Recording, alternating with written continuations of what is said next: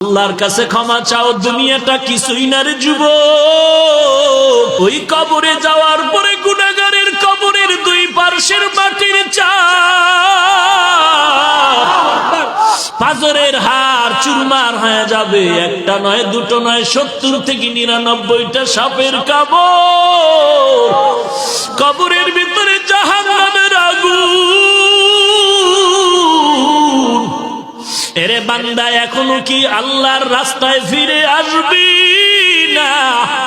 আল্লাহ দেখায় দেয় দুনিয়ার বিল্ডিং এর আগুনে কত যুবকের লাশ, আর চিৎকারের আওয়াজ, বাঁচাও বাঁচাও।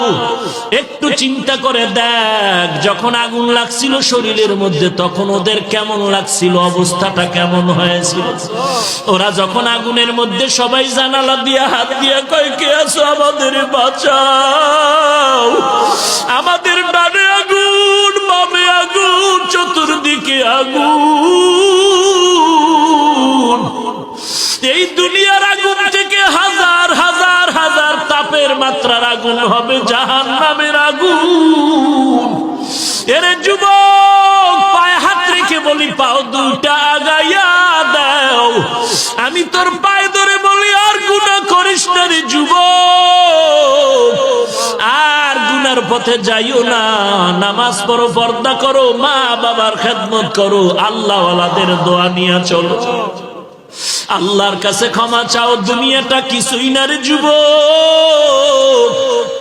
পায়ে হাত রেখে বলি, এই যে বন্যা হয়ে গেল কয়েকদিন আগে, কত মানুষ বন্যায় মরে গেল। ঢাকার শহরে গাড়ির উপরে গাছ পড়লো, গাছে আঘাতে গাড়ির মধ্যে মানুষ মরে গেল।